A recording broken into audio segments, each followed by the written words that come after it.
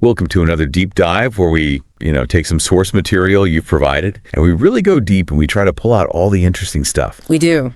And today we're going to be diving deep into a source that I think is probably quite familiar to a lot of our listeners, Marcus Aurelius's Meditations. It's a classic. Yeah. It is a classic. And for me personally, I've always found Marcus Aurelius to be kind of an interesting character because he wasn't just like a philosopher, sitting in an ivory tower somewhere. Right. He was an emperor, a Roman emperor. A Roman emperor, yeah. Dealing with huge, day-to-day, kind of running an empire type stuff. Political intrigue. Yeah. And so it's interesting to see how he's grappling with all of these things, through his own personal philosophy and writing it down. Yeah, and he's got, the weight of the world on his shoulders in a way, right? Oh, totally. And he's using this philosophy as a way to deal with it. To cope. Yeah, so for this deep dive, we're going to be really trying to understand the core tenets of Stoicism. Yes. As reflected in Meditations. Yeah. And also to try to understand, Aurelius's place in the sort of broader tradition of Stoic philosophy. Okay. And then we're going to try to look at, how can these ideas that are, almost 2,000 years old. Right. Help us in our lives today. How can they be relevant to our modern lives? In the modern world, yeah. So for this, we have excerpts from Meditations itself. Of course. And we also have the Stanford Encyclopedia of Philosophy's entry on Stoic ethics. Wonderful. So I guess the first thing that we need to do is sort of, what is Stoicism? What is Stoicism? Yeah, that's the the place to start. Yeah.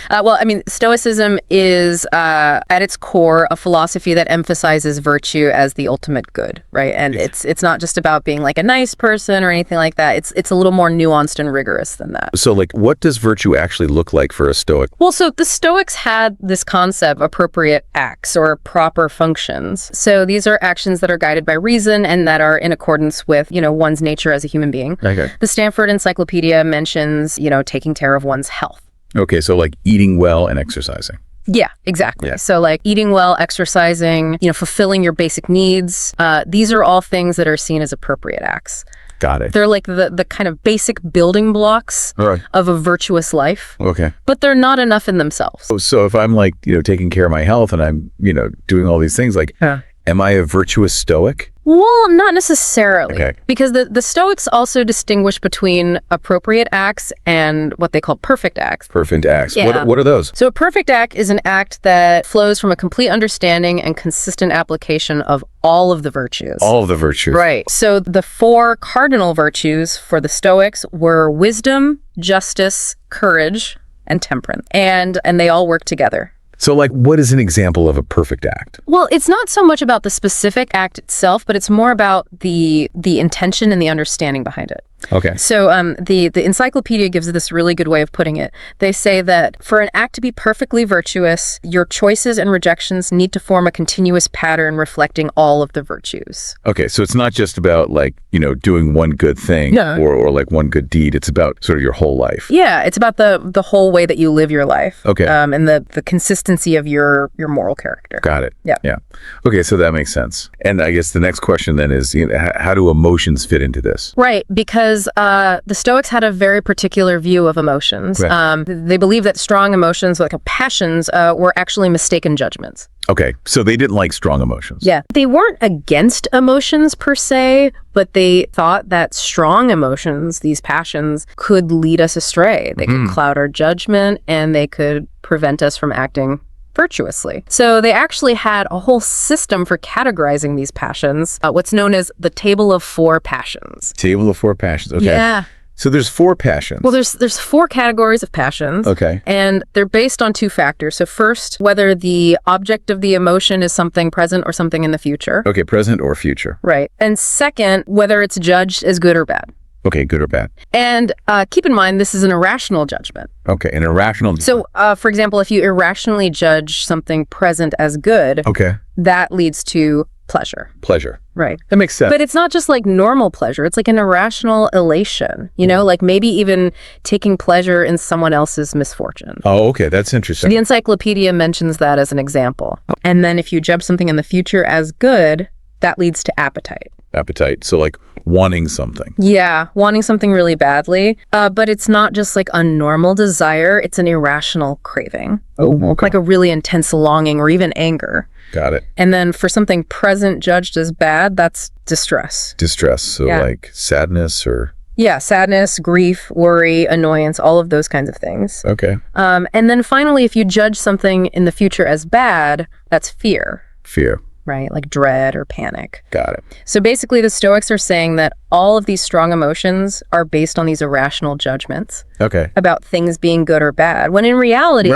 they're not inherently good or bad. Okay, that's interesting. It's our judgment that makes them seem that way. Okay, so they're not saying that we should never experience these emotions, Right. but we should be aware of them, and we should try to, Yeah, we should try to understand where they're coming from. and not let them control us. Exactly. And not let them lead us to act in ways that are not virtuous. Got it. Okay. Yeah. I'm starting to get a sense of like, Stoicism is all about like, trying to live a virtuous life. Yes. And that involves, understanding our emotions and not letting them control us. Exactly. So now let's talk about Marcus Aurelius. Okay.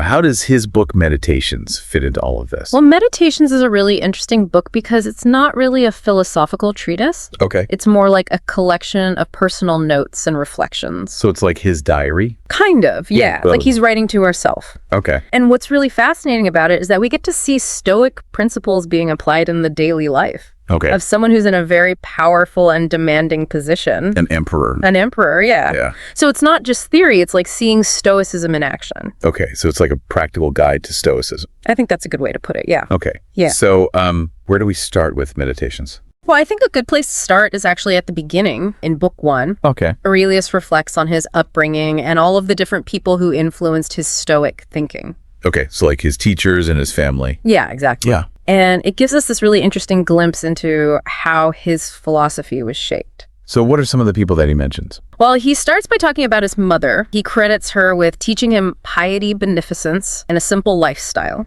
Okay. And he also mentions his great-grandfather, who instilled in him the value of a good education. Okay. And then he talks about his governor, who taught him the importance of being impartial and not getting caught up in things like partisan politics. So like not taking sides. Yeah, exactly. That's interesting. I mean, that's a lesson that's still relevant today. Yeah, absolutely. Especially in our current political climate. Yeah. It's very easy to get caught up in taking sides. Yeah. But the Stoics believed that it was important to try to see things from a more objective perspective. So he also mentions some of his early teachers, Bacchius and Marcianus, who inspired his interest in philosophy. Okay. And then there's Rusticus, who he credits with really encouraging him to refine his character. Okay.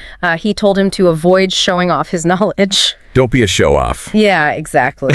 And to focus on actually living virtuously. Okay. And he also introduced him to the teachings of Epictetus. Epictetus. Yeah, who was another very influential Stoic philosopher. Okay, so we're starting to see some of the connections between Aurelius and other Stoic thinkers. Exactly. Okay. Who else does he mention? Well, he talks about Apollonius of Chalcedon, Okay. who he credits with teaching him about the freedom of will. Freedom of will. Yeah, the importance of focusing on reason and maintaining emotional resilience, Okay. even in the face of pain or loss. So like not letting your emotions get the better of you. Exactly. Okay. And then he mentions Antoninus, Okay. who was most likely Antoninus Pius, his adoptive father and predecessor as emperor. And from Antoninus, he learned a lot about living in accordance with nature. Living in accordance with nature. Yeah. Okay, what does that mean? Well, for the Stoics, it means recognizing our place in the larger order of things. Okay. And acting in a way that's consistent with our nature as rational and social beings. Okay, so like being reasonable and fulfilling our social obligations. right? Exactly. He also learned from Antoninus about maintaining composure without being cold. Okay, so like not being emotionally detached, Right. but still being in control of your emotions. Yeah, exactly. And he learned about caring for his friends, tolerating ignorance in others, Okay. being adaptable, and valuing genuine honor. Okay, so a lot of practical virtues. Yeah, absolutely. Yeah.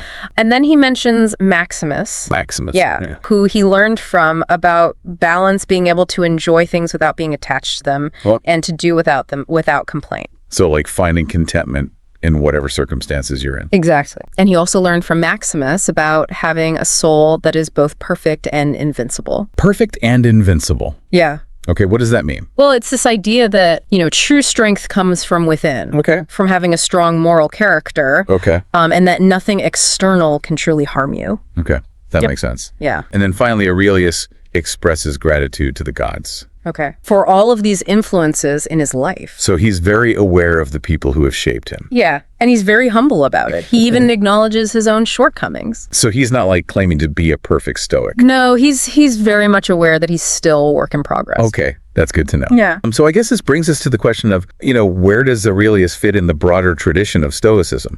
Right. So Aurelius wasn't one of the founders of Stoicism. Okay.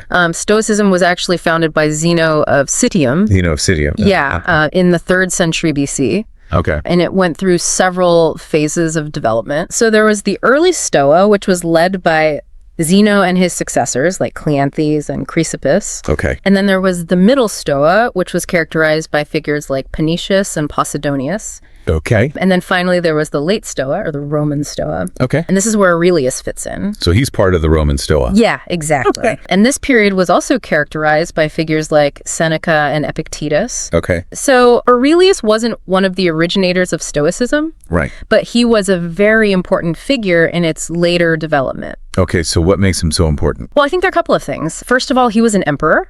Right. So he was someone who had a lot of power and influence. Yeah. And he actually lived his philosophy. Okay. He didn't just talk about it. He actually tried to embody it in his daily life. That's pretty impressive. Yeah, it is. Yeah. And second of all, Meditations is a really unique and valuable text. Okay. Because it gives us this personal insight into how Stoicism can be applied Okay. in a very practical way. Yeah. That makes sense. Yeah. Okay. So I think we have a pretty good understanding now of what Stoicism is and where Aurelius fits into the picture. Yes. So now let's dive into some of the key tenets of Stoicism Okay. that really stand out in Meditations. Sounds good. And I guess the first one that comes to mind for me is this idea of focusing on what you can control. Yeah, that's a really central theme in Meditations. Yeah. Aurelius recognized that a lot of things in life are outside of our control, Okay. like other people's actions, the weather, the economy. You can't control the weather. No, you can't. Okay. But he also believed that there are some things that we can control, Okay. and those are our own thoughts and our own actions. Okay. So like my reaction to something. Yeah, exactly. Right. Yeah. Like if someone cuts you off in traffic, Yeah. you can't control that they cut you off, but Right. you can control how you react to it. Okay. You can choose to get angry or you can choose to stay calm. And that choice is up to you. Okay. That makes sense. Yeah. And Aurelius actually gives us this really helpful metaphor. Oh, yeah. In book 2, he says, the mind is like a fortress and nothing can enter it without our permission. I like that. Yeah. It's a good one, right? Yeah. So he's saying that we have the power to control what we let into our minds Exactly. and what we choose to focus on. Yeah, and I think that's really important, especially in today's world, Yeah. where we're constantly bombarded with information and stimulation. Right. Like social media and the news. Yeah, exactly. Very easy to get overwhelmed. Yeah, and to feel like we're not in control. Right. But Stoicism reminds us that we do have some control. Yeah. We can choose what we pay attention to. Okay. That's helpful. Yeah. So what are some other key tenets of Stoicism? Well, another one that's really important is the idea of living in accordance with nature. Living in accordance with nature. Yeah. Okay. What does that mean? Well, it's a bit of a complex concept, but basically it means recognizing that we are part of a larger order Okay. and that we should try to live in harmony with that order. So like accepting things as they are? Yeah, in a way. Okay. But it also means using our reason Okay. to understand the nature of things Oh. and to act in accordance with that understanding. Cool. Like not trying to fight against reality. Yeah, exactly. Okay. And it also means fulfilling our social obligation. There's social obligations. Yeah. Okay. What does that mean? Well, the Stoics believed that we are all interconnected Okay. and that we have a duty to help each other. Okay. And that we should treat each other with kindness and respect. Okay. So it's like a very social philosophy. It is, yeah. Okay. That's interesting. Yeah. And then there's this idea that virtue is the only true good. Yeah, that's a big one. Yeah. The Stoics believed that external things, Okay. like wealth, health, and reputation, Okay. are not inherently good or bad. Okay. So they're indifferent. Or indifferent, yeah. They can be used for good or for bad, Okay. but they don't have any intrinsic value. Okay. So like money can be used to help people. Right. Or it can be used to exploit people. Exactly. Okay. But the only thing that is truly good is virtue. Virtue. Yeah. Okay. And that means acting in accordance with reason and with nature Okay. and fulfilling your social obligation. Okay. So it's all kind of coming together. Yeah, it is. Yeah. Yeah. And then what about this idea of managing desires and aversions? Yeah, that's another important aspect of Stoicism. Yeah. The Stoics believed that we should try to control our desires Okay. and not let them control us. Okay. And that we should also try to avoid things that we have an aversion to. Okay, so like if I really hate public speaking, Yeah. I should try to avoid it. Well, it depends. Okay. If it's something that you can reasonably avoid, Okay. then yeah, you should probably try to avoid it. Okay. But if it's something that you can avoid, Like if my job requires me to give presentation? yeah, exactly. Okay. Then you need to find a way to deal with it. Okay. And Stoicism can actually help you do that. How? Well, it can help you to reframe your thinking Okay. about the situation. Okay. So instead of thinking of it as something that you dread, Yeah. you can think of it as an opportunity to challenge yourself Okay. and to grow as a person. Okay, so like turn it into a positive. Yeah, exactly. And it can also help you to manage your anxiety by reminding you that the only thing that you can truly control is your own reaction. Okay, that makes sense. Yeah. And then finally, there's this idea accepting our own mortality. Yeah, that's a big one. Yeah. The Stoics were very aware of the fact that we're all going to die. Right. And they believed that we should accept that fact Okay. and not be afraid of it. Okay. But isn't that kind of depressing? Well, it can be, Yeah. but it can also be liberating. How? Well, if you know that you're going to die, then Yeah. you don't have to waste time on things that don't matter. Okay. You can focus on living a virtuous life Okay. and on making the most of the time that you have. Okay, so it's like a call to action. It is, yeah. Yeah. Okay, so we've talked about a lot of different aspects of Stoicism, We have. and I think we're starting to get a pretty good sense of what it's all about. I hope so. Yeah. Yeah. But I'm wondering, how can we actually apply these ideas to our own lives? Right, because Stoicism isn't just an ancient philosophy. Yeah. It's something that can be relevant to our lives today. Okay, so how can we do that? Well, I think one of the most important things is to start by focusing on what you can control. Okay. So instead of getting caught up in things that you can't change, Yeah. like the weather or the traffic, Right. focus on your own thoughts and actions. Okay. You can choose to be kind. Okay. You can choose to be patient. Okay. You can choose to be grateful. Okay. And those choices are up to you. Okay, that makes sense. Yeah. What else can we do? Well, another thing that you can do is to try to live more in accordance with nature. Okay. So that means paying attention to your own needs Okay. and taking care of your physical and mental health. Yep. It also means being mindful of your impact on the environment Okay. and trying to live in a way that's sustainable. Yeah. And it also means fulfilling your social obligations. Okay. So being a good friend, a good neighbor, a good citizen. Okay, that's a lot. It is, but it's not impossible. Okay. And it's definitely worth striving for.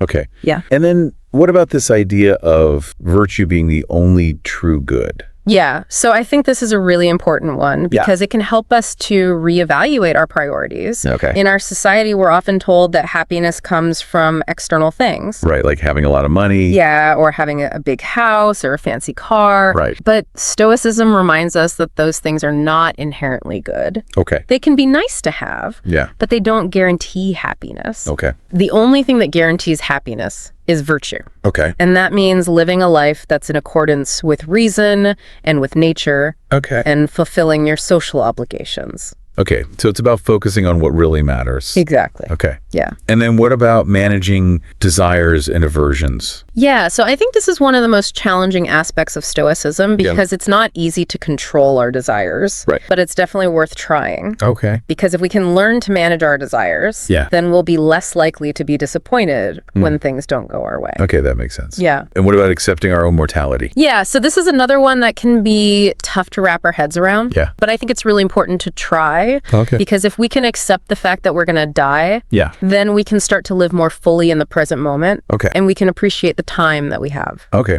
Yeah. Okay, so I think we've covered a lot of ground today. We have. Yeah. Yeah. And I think we've learned a lot about Stoicism and how it can be relevant to our lives. I hope so. Yeah. Yeah. So as we wrap up, I'm wondering if you have any final thoughts for our listeners. Well, I think my final thought would be this. Stoicism is a really rich and complex philosophy. Yeah. And there's a lot more to it than we've been able to cover today. Right. But I hope that this deep dive has given you a taste of what Stoicism is all about. Yeah. And I would encourage you to explore it further. Okay. There are lots of great resources out there. Okay. And I think you'll find that Stoicism has a lot to offer. Okay. Yeah. All right. Well, thanks for joining us on this deep dive. Thanks for having me. And we'll see you next time. See you next time. Bye.